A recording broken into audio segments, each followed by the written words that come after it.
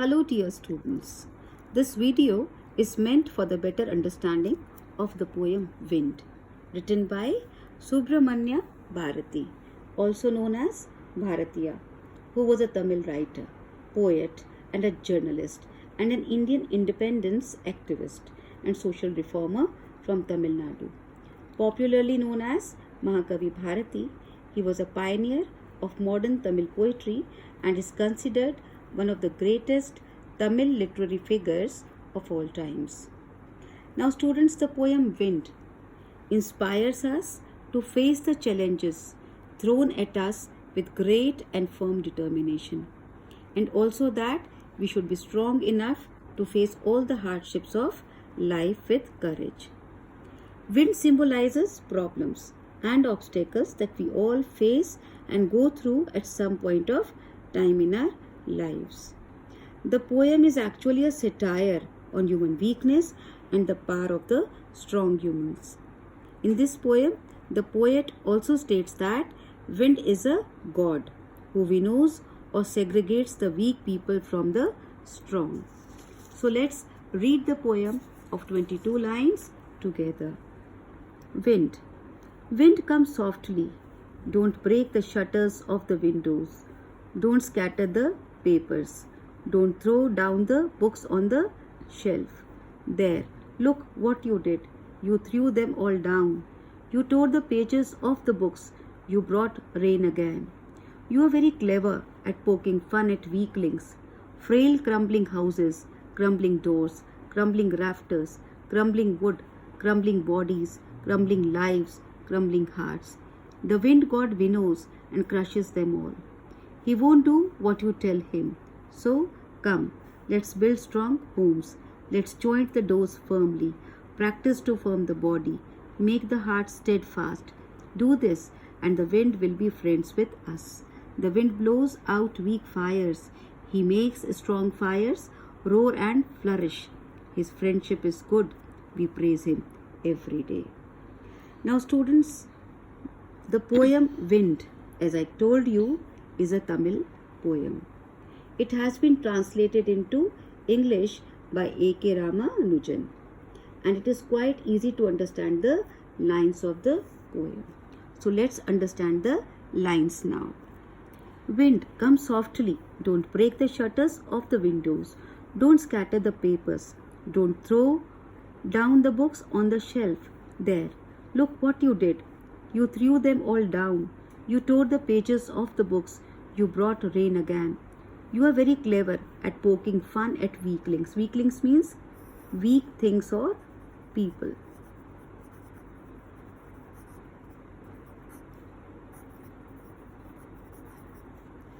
Frail crumbling houses. Frail means weak.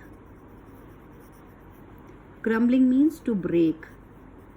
Crumble means to break. Frail crumbling houses, crumbling doors, crumbling rafters, crumbling wood, crumbling bodies, crumbling lives, crumbling hearts. Now students, in these lines, the poet is talking to the wind and asking the wind to come softly. He means that the wind should not be very strong and should softly deal with the weaklings, as in these lines it is given that when it blows, it vanishes all the little things.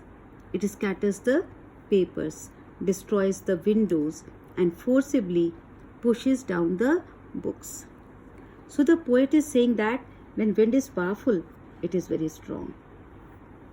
It leads to breakage of everything. Houses which are weak fall. Doors which are weak fall. The beams on which the roof of the buildings are supported, they also fall. All the wooden structures fall. All bodies of people fall. Animals, lives, hearts. So he is saying that everything crumbles. Everything that is weak reacts by falling down and breaking in the face of adversity. So the poet is saying that whenever a weak person faces any adversity or challenge in life, he breaks down and falls. So students, the poet in these lines sees that the wind is powerful. It is destructive. Fine. Let's move to the next two lines now. The wind god winnows and crushes them all. He won't do what you tell him. The meaning of the word winnows is to blow through wheat. Okay, so here the poet is making a comparison. A comparison is made between wheat and people. Just like we winnow the wheat to separate the grain from chaff, the wind god separates the strong people from the weak people. When there is a strong wind, all the things that are weak fall and get crushed. So here a comparison is made between wheat and people. Just like we winnow the wheat to separate the grain from chaff, the wind god separates the strong people from the weak people. When there is a strong wind, all the things that are weak fall and get crumbled, means crushed. Fine. Okay. Now we'll read the next lines.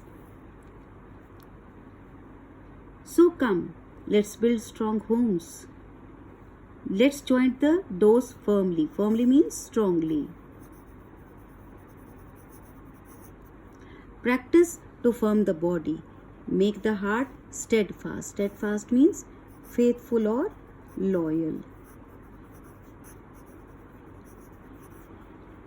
Do this and the wind will be friends with us. Now in these lines, the poet wants us to make friends with the wind. That is the adversities in our lives. He says that the problems will not listen to us. They will definitely come. So we should be prepared. And in the preparation, we should build strong homes and close the doors of our house firmly so that the wind cannot get into. And then he says that we should also make our bodies strong and hearts firm to face these challenges. And then once we are strong enough, all the challenges will be like friends. We will not feel that they are troublesome at all. Fine. So now the last few lines. The wind blows out weak fires. He makes strong fires roar and flourish. His friendship is good. We praise him every day. Now in these lines, students, he is comparing the wind to God. He says that wind is God and we praise wind every day. He adds that everything that is weak gets finished off in the face of the strong wind. And all the things that are strong flourish and grow to become stronger. So here he is giving us a very important message that we should not feel bad that we are facing so many challenges and adversities in life. We should rather make ourselves physically and mentally strong to face these challenges. And once we are strong enough, we will overcome the challenges. We will become friends with them and then we will be happy that we had these challenges in our life because they help us become stronger and better. So students, the poem is over, but I want to know what have we learned from this poem. We have learned that the wind is destructive, just like a youth, just like a young boy or a young girl who is full of violence, energy and destruction. And also that nobody cares for the weak, even God helps the strong. Therefore, we should not pray for mercy or help. We should make ourselves strong. If we are strong, everybody will like to be friends with us. Fine. Okay. Hope you have understood the poem well. Now, let's try to understand the literary devices being used in the poem.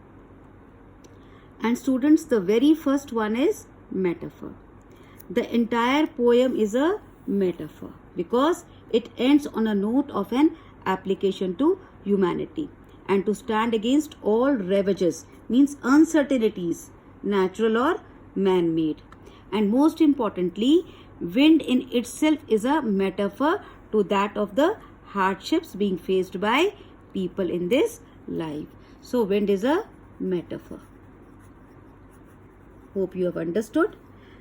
Okay, now students, look at line number 12 here. Yes, 12. Clear? In this line it is written as the wind god Winnows. Now Winnows is a metaphor. Why? For separating the weak from the strong. Okay. And now there is one more poetic device used in abundance, and it is personification. As a wind is personified throughout the poem.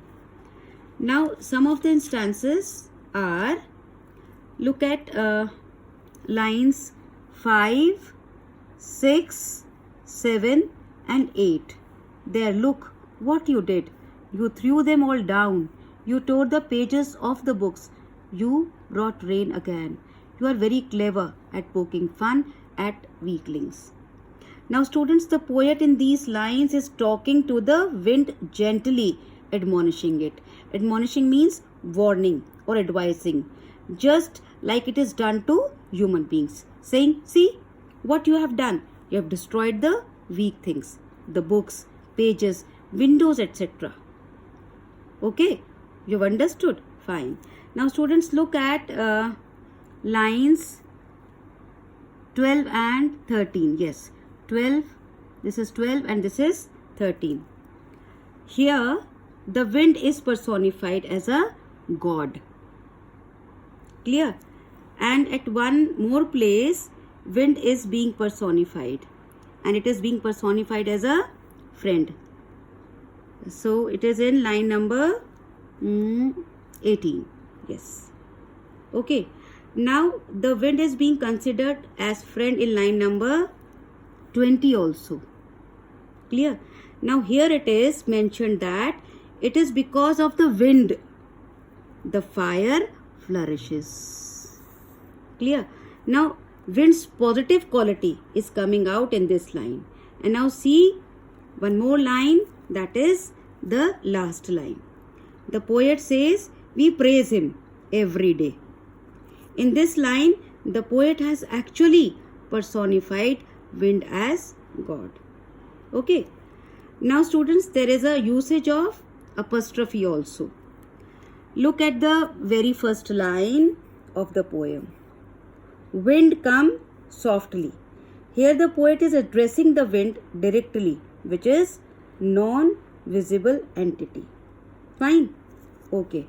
Now apart from these devices, metaphor, apostrophe and personification, there is also the usage of anaphora, which means the repetition of the same word in the successive lines.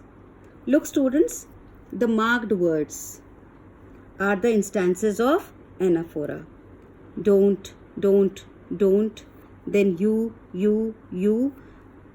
crumbling, crumbling, crumbling in these three lines, and then let's. So these marked words are the instances of anaphora. Fine. And now students, you should also know that the poem has been written in free verse. Therefore, there is no rhyme scheme as well. Okay. So I hope the entire poem is clear to you and you have understood each and everything. Thank you.